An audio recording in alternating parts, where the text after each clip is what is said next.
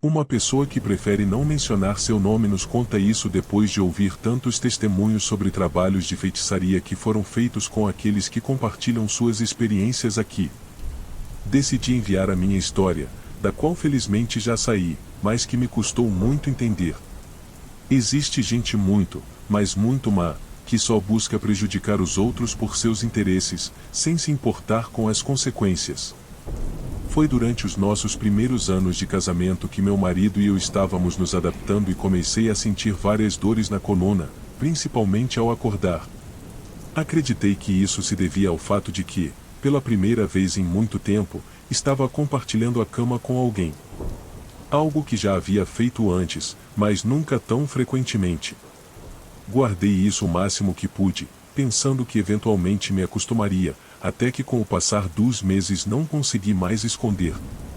Meu marido percebeu meu desconforto e tentamos diferentes alternativas. A primeira foi reacomodar o espaço, depois vieram os travesseiros especiais e outros artigos para ajudar com isso. Fomos a um profissional da saúde, que disse que estava tudo bem, não havia nenhuma lesão ou desvio, nem internamente nem externamente. Até que trocamos o colchão e funcionou, mas apenas no início, pois depois de 1,5 semanas a dor voltou. Um dia, enquanto me preparava para ir trabalhar, notei que havia áreas específicas que doíam mais do que outras. Ao passar as mãos pelas costas, senti um ardor constante. Fui fazer exames, mas não encontraram nada. Tudo estava em ordem. Estava ficando sem opções, acreditando que teria que viver com isso para sempre ou que pioraria. Uma tarde, já não pude mais suportar e desabei em lágrimas ao contar a umas amigas.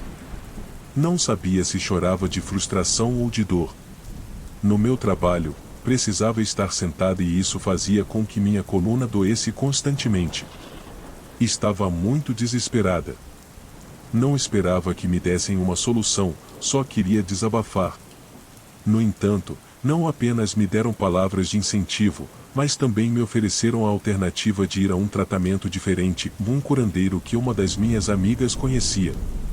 Ele havia ajudado sua irmã com um trabalho que fizeram para ela. No início, isso me parecia distante do meu problema. Como poderia ser algo assim? Mas não tinha outra opção, queria tentar de tudo. Devido ao meu ceticismo, resisti em seguir esse caminho. Disse que sim, mas algo me impedia de agendar um dia. Até que a dor, que não me deixava em paz, me obrigou a fazer isso. Me levaram a um senhor não muito longe de São Vicente, uma parte de Santos onde quase não há casas. Isso aconteceu em 2006, quando a área era mais isolada e precária. Na primeira sessão, cheguei a uma casinha pequena, feita de tijolos vermelhos, com um teto de chapa.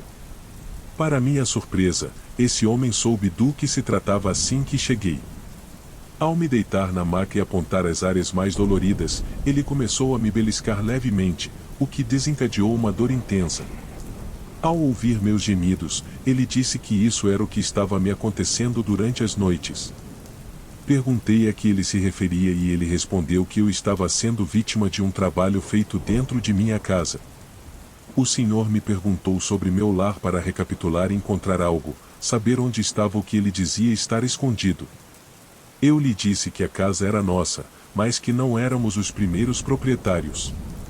Recebemos ela completamente vazia, sem móveis, o que foi melhor para nós, já que tínhamos os nossos. Então, ele me pediu para recapitular todas as pessoas que haviam entrado na casa. Imediatamente pensei em todas as pessoas de confiança que haviam entrado em nosso lar, sem suspeitar de ninguém.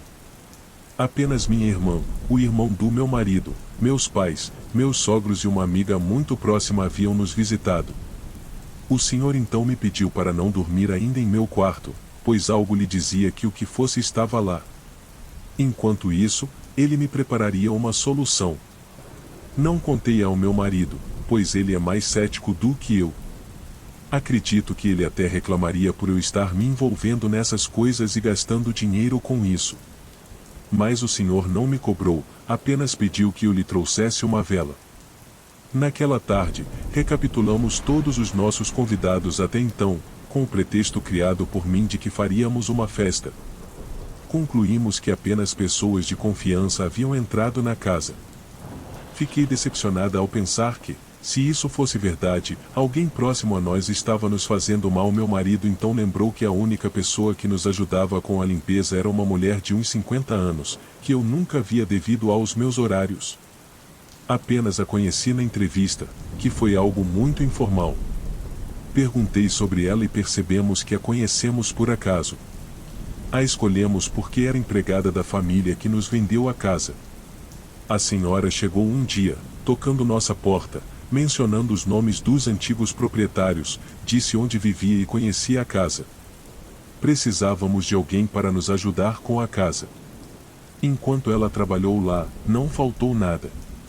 Até as moedas que encontrava ela deixava em uma mesinha na sala. Mesmo assim, não nos apressamos em despedir a senhora, mas instalamos câmeras discretas no interior da casa. Ela só ia 2 dias por semana, quando meu marido trabalhava em casa. No primeiro dia de teste, meu marido descobriu que havia algo errado, pois a mulher passava muito tempo em nosso quarto com o pretexto de limpá-lo. Detalhe que, de fato, deixava tudo perfeito, mas ainda assim parecia tempo demais lá dentro. Justamente nesse dia, eu fui ao curandeiro acompanhada de minha amiga. O senhor me deu 2 bebidas para tomar à noite e uma garrafa com uma mistura para borrifar na cama, depois virar o colchão e seguir várias instruções. Contei a ele sobre a mulher e ele me disse para fazer o que havia instruído e esperar para ver o que acontecia. Tomei a bebida, que me explicou o que tinha, mas não entendi muito bem. Ao menos sabia que era para dor, pois tinha gosto de beterraba. Ainda me custa compreender o que vimos quando fizemos o que o senhor pediu. Meu marido já estava de acordo. É difícil acreditar, mas não foi mentira. Isso aconteceu em nossa casa, em nosso quarto. Quando jogamos o líquido na cama, ele evaporou rapidamente ao fazer contato com o colchão, quase como se estivesse em chamas.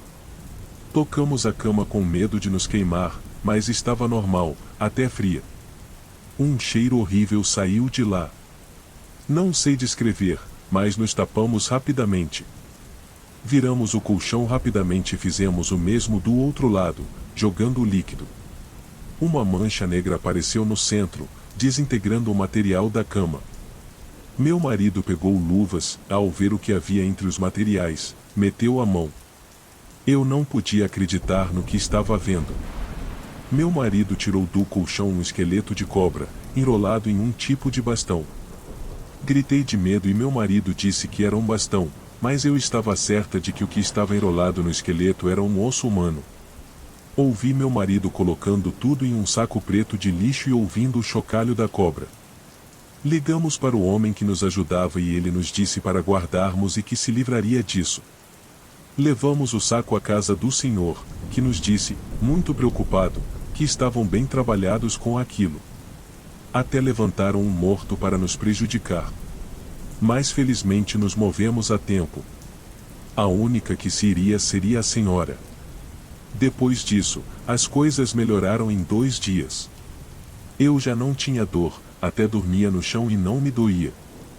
2 semanas depois, já em contato com a senhora, passamos pela casa dela uma manhã indo ao trabalho.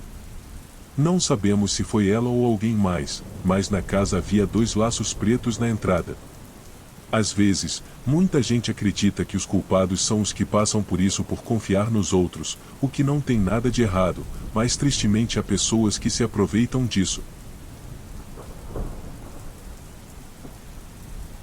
Vamos para a Argentina. Rodrigo Barrios nos conta isso esta noite. Quando tinha 25 anos, a cerca de 5 quadras da minha casa inauguraram um pequeno bar, que em questão de semanas se tornou um lugar predileto para todos os jovens da área, incluindo meus amigos e eu. Íamos lá para compartilhar um bom momento. O bar tinha uma mesa de bilhar, claro, então não faltava uma noite de sábado em que, já sendo 10 da noite, meus amigos e eu estávamos lá jogando, conversando, nos divertindo enquanto compartilhávamos algumas cervejas antes de ir a uma discoteca para dançar. Chamávamos isso de uma prévia, onde nos preparávamos para o resto da noite. Naquela época, eu já estava namorando a Luísa, que hoje é minha esposa. Por sorte, ela nunca se opôs a que eu fosse a esse bar com meus amigos, na verdade, ela costumava ir com suas amigas também, formando um grande grupo entre todos. Apesar de o lugar ser modesto, o ambiente era extremamente agradável. Nunca havia brigas nem nada do tipo, mesmo que muitos saíssem totalmente bêbados do local. Consequentemente, o dono se dava muito bem economicamente falando. Por isso, ficamos surpresos quando, numa noite de sábado, fomos como de costume e encontramos o bar fechado. Depois voltei a passar por lá e continuava na mesma condição. O bar voltou a abrir uma semana depois e todos acreditamos que o fechamento foi para uma reforma, já que, como disse, o dono estava indo muito bem e o bar tinha sido inaugurado há pouco tempo. Só que não foi assim, pois tudo parecia exatamente igual, exceto pela mesa de bilhar, que tinha uma nova tela.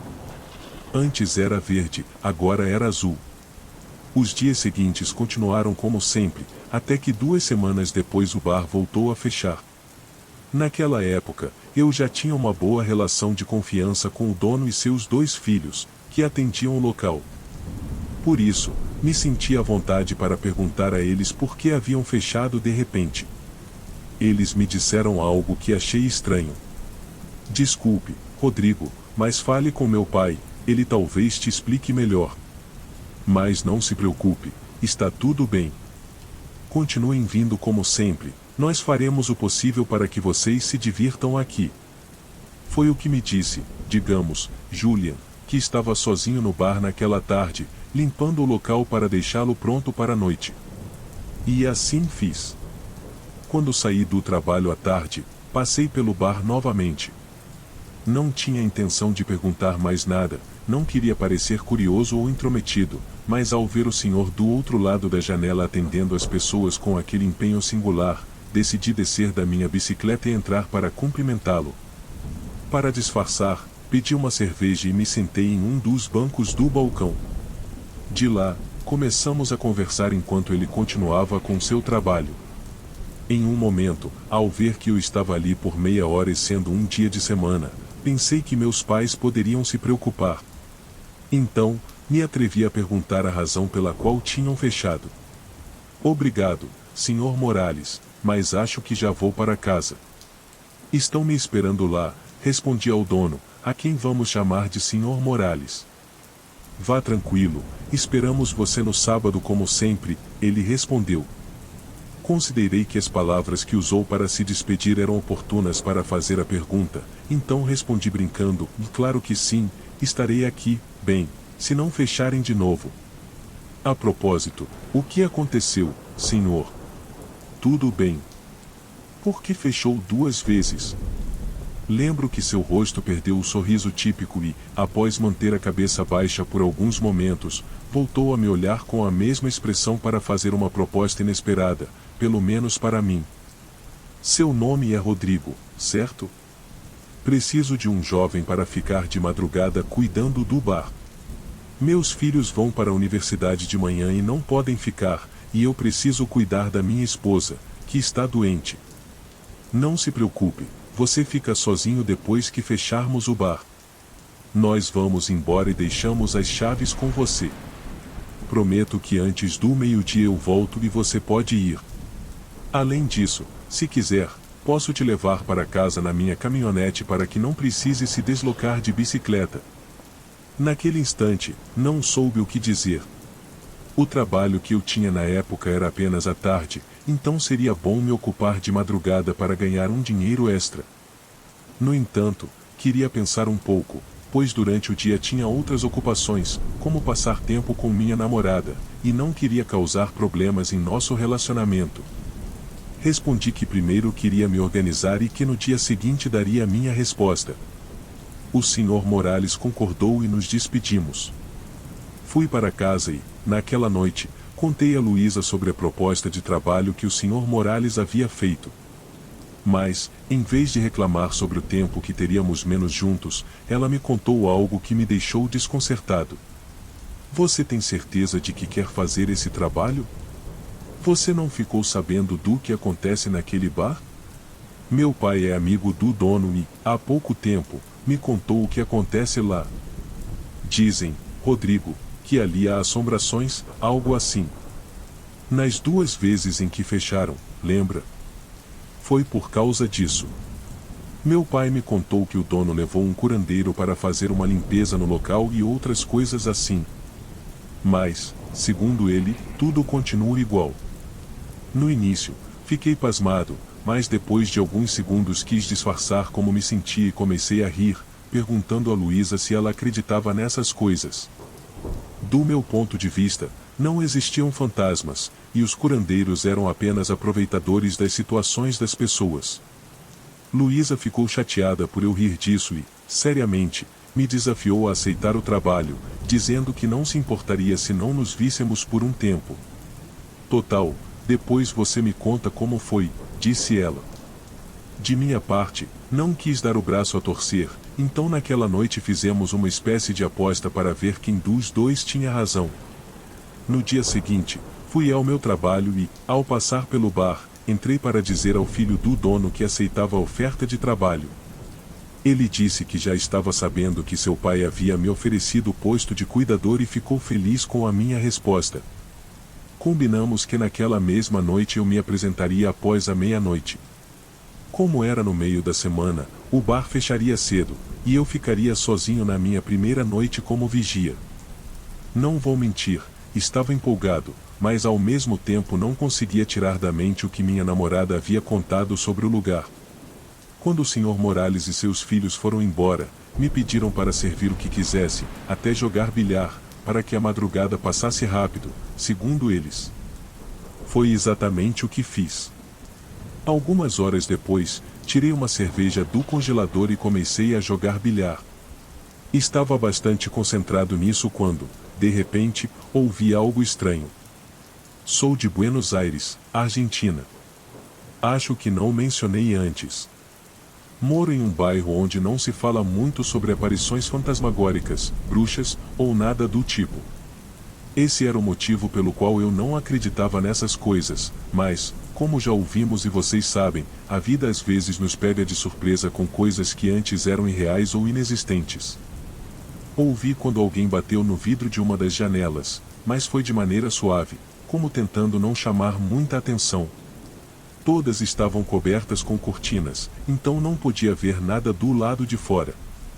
Eram cerca de 4 da manhã, então, a primeira coisa que pensei foi que se tratava de alguém conhecido, talvez meus amigos, já que além da minha namorada e da minha família, contei a eles sobre o trabalho.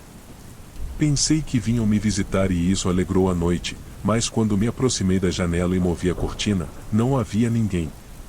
Convencido de que eram meus amigos, peguei a chave e abri a porta, mas também não encontrei ninguém do lado de fora.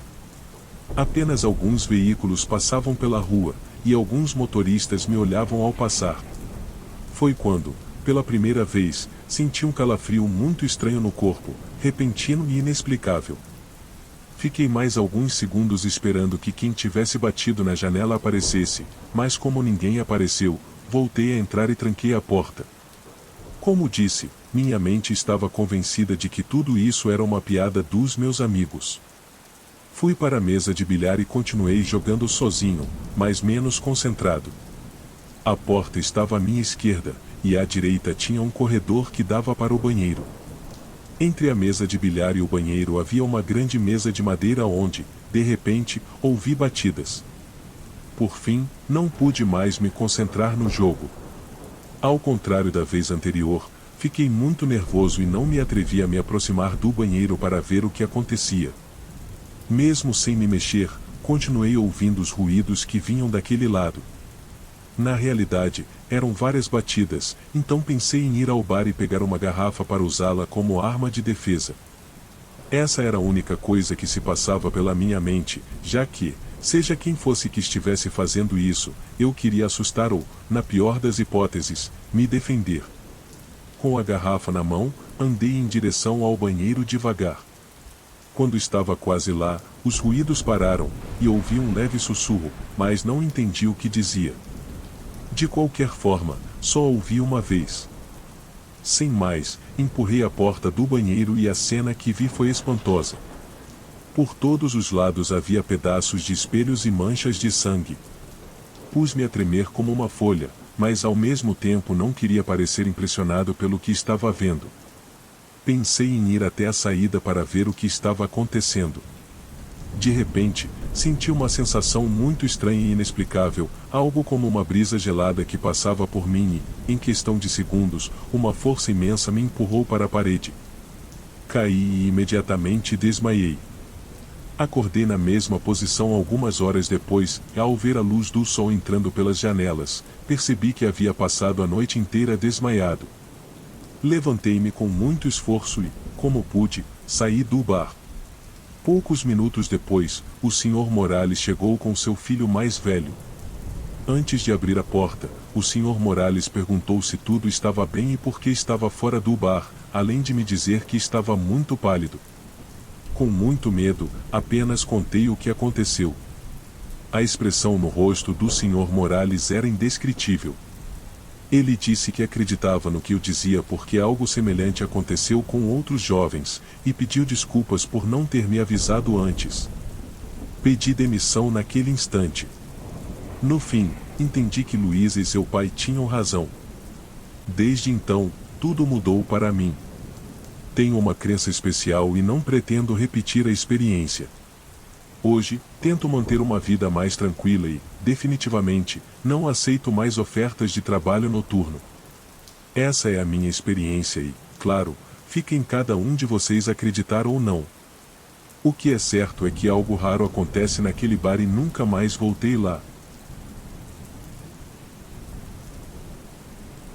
Há 10 anos, trabalhei em uma funerária em Caruaru.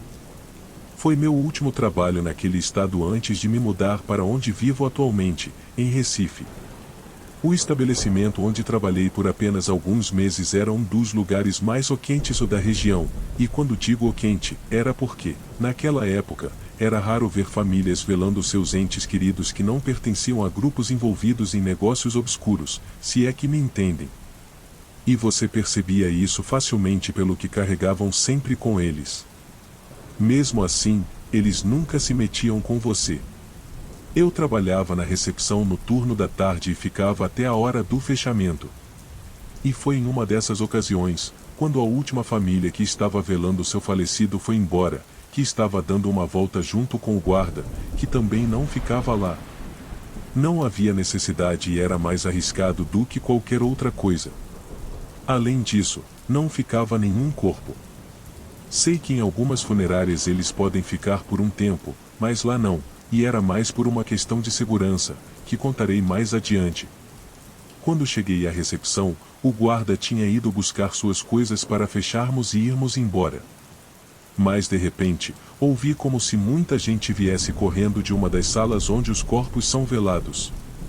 Eram muitos passos correndo, e eu não conseguia ver bem de onde vinha o barulho porque estava um pouco longe e já tínhamos todas as luzes apagadas, de modo que no fundo tudo estava escuro. Eu estava mais do que assustado, porque pensei que alguém tinha entrado e que poderia acabar muito mal para nós, não com os chefes, mas com essas pessoas. Nesse momento, o guarda vem caminhando com sua mochila tranquilamente, e eu lhe pergunto se ele tinha ouvido alguém entrar. Sem me perguntar absolutamente nada, ele se aproxima de mim, me dá um copo de café que tinha me oferecido e diz: "E não se assuste, rapaz. Que bom que não vimos quem estava correndo. Preocupe-se quando pudermos vê-los." Supus que ele tinha algum tipo de acordo com essas pessoas para deixá-los fazer suas maldades em troca de proteção ou dinheiro. Perguntei baixinho: "Como assim, senhor? Não me diga que está envolvido com eles." Ele respondeu: Não. O que é isso? Você faça sempre seu trabalho e nunca se meta com eles além do que é necessário. Refiro-me ao que você ouviu, não são mais pessoas vivas." "Nunca te contaram?" Respondi, ainda confuso e com medo, que não. Ele disse: "Veja, rapaz, felizmente você não passou por isso ainda. Você trabalha aqui há pouco tempo, e espero que não aconteça. Mas você sabe que tipo de pessoas vêm aqui como cada um tem seus inimigos. Vamos dizer assim, quando alguém que tem muitos inimigos morre e é velado aqui, Prepare-se para que, a qualquer momento, possa acontecer o pior. Isso já aconteceu comigo 2 vezes enquanto eu estava aqui durante um serviço, e vieram causar problemas para a família da pessoa envolvida nesses negócios. Muitas pessoas acabam morrendo aqui.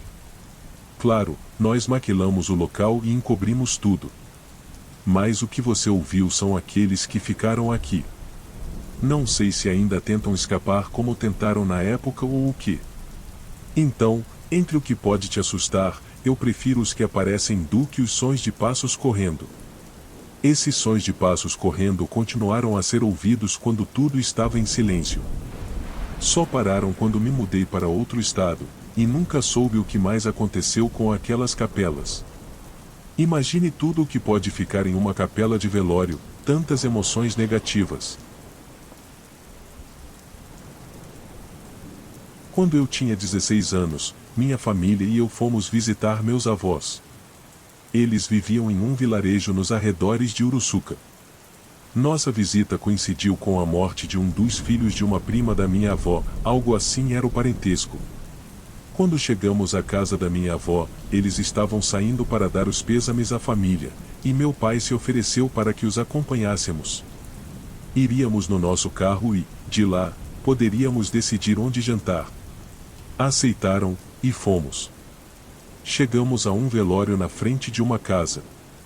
Havia muita gente do lado de fora, e o corpo estava em um caixão sem tampa, apenas a base e as paredes. Suponho que a tampa seria colocada depois, mas o corpo estava à vista de todos. Mesmo que você não estivesse no velório e passasse pela frente da casa, podia vê-lo. Para mim, era a primeira vez que via um falecido, então fiquei impressionado.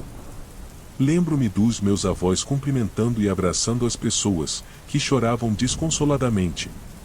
Notei que o corpo do homem, que eu calculo ter cerca de 40 anos, estava rodeado por pedaços de madeira cravados no chão de terra, e na parte superior de cada pedaço havia bolas como de cabelo misturado com palitos ou palha, formando figuras estranhas. Todas ao redor da mesa onde o corpo estava. Vendo tudo isso, fiquei um tempo parado, afastado das pessoas, com meus pais no carro. E como naquela noite estava começando a chover, de repente começou a chover mais forte e a relampejar. Todos começaram a levar as coisas para dentro da casa rapidamente, mas o corpo ainda estava do lado de fora. Gritavam para fazer espaço dentro da casa para acomodá-lo, e de repente a luz da rua se apagou, deixando-nos na escuridão. Isso aconteceu porque ouvimos um transformador explodir. Todos começaram a gritar por velas e lâmpadas, porque naquela época muitos celulares não tinham lanterna. No meio da confusão e escuridão, alguém gritou. Era uma mulher gritando que o corpo não estava mais lá. Mais gente começou a gritar, e entre eles ouvimos uma menina chorando desesperadamente. Nós estávamos nos preparando para ir embora, esperando meus avós, porque não sabíamos se a situação poderia piorar. Todos ouvimos a menina, que chorava dizendo que seu tio, o falecido, havia se levantado e saído correndo quando a luz se apagou. Não soubemos mais o que aconteceu, porque meus avós chegaram correndo e nos disseram para irmos embora. E foi o que fizemos. Naquela noite, não souberam explicar o que havia acontecido. No dia seguinte, ficamos na casa deles para dormir. Meu avô chegou de manhã nos contando, enquanto tomávamos café, que havia um grande alvoroço na casa de uma mulher que vivia a 4 casas de onde estávamos no velório. Ele nos contou que, ao voltar da loja, viu muita gente na frente da casa dessa senhora, gritando e chorando. Ele se aproximou de um amigo e perguntou o que estava acontecendo. Este amigo lhe contou que, naquela manhã, o homem que velaram na noite anterior havia aparecido sentado em um sofá no quintal da casa. Não sabiam se alguém o colocou lá com alguma intenção, mas ele já estava em estado avançado de decomposição, depois de passar a noite inteira na escuridão e na chuva. Meu avô nos disse que acreditava que ninguém havia colocado ele lá, e que talvez devêssemos acreditar no que a menina viu na noite anterior. Mas nunca entendemos por que ele estava lá naquela posição, como se levantou, e por que o velavam com aqueles pedaços de madeira ao redor. Mas meus avós preferiam não se envolver muito nesses assuntos, e ficamos com essa dúvida para sempre.